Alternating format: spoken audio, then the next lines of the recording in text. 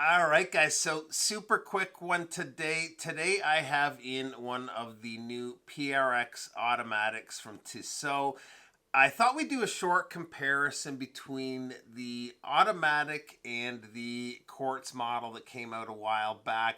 Very similar watches, but there is a couple of notable differences. And if you're maybe debating on which way to go, automatic or quartz, this video will help. So, big thanks to Gem Bijou for lending in both of these watches. They're an authorized dealer for Tissot and many other brands. For shopping watches, check them out at gembijou.com. So let's get straight to it and take a look at the watches.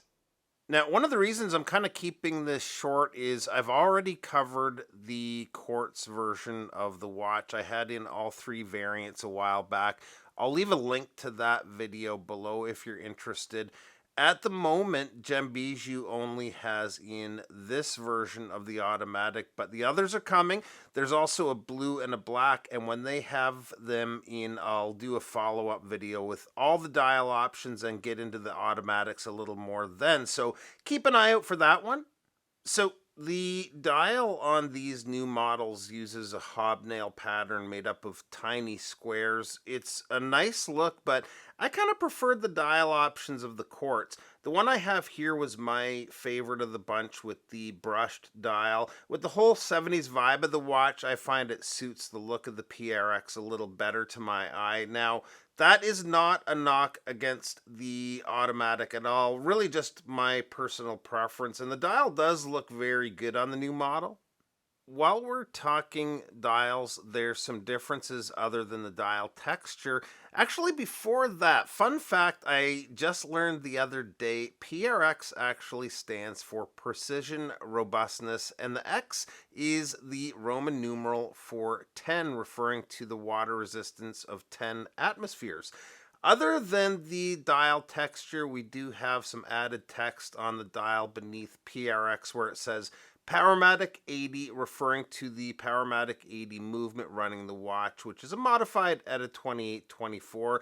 They've also spruced up the date window on the new watches with a steel surround. Otherwise, the rest of the dial and hands are pretty well the same.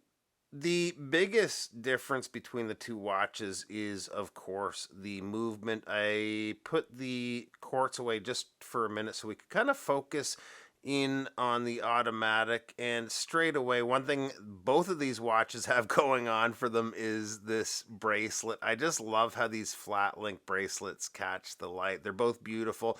Took measurements all over the place on both of the watches, and the bracelets and clasps, I will say, are identical.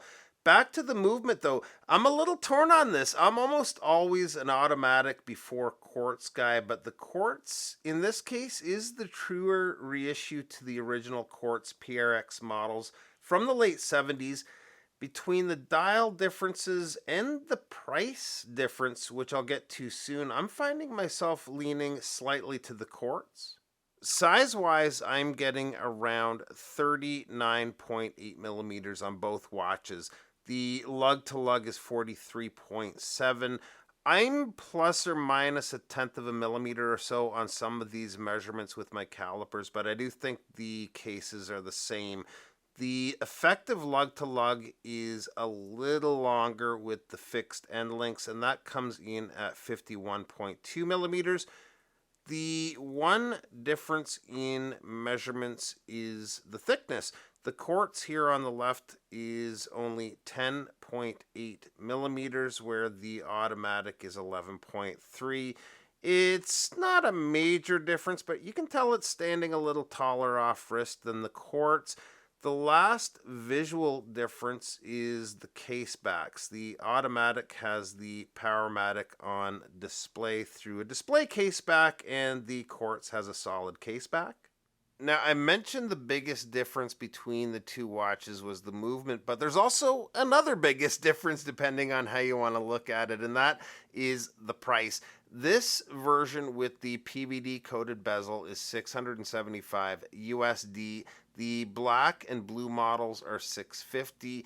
The quartz, on the other hand, they only come in at $375.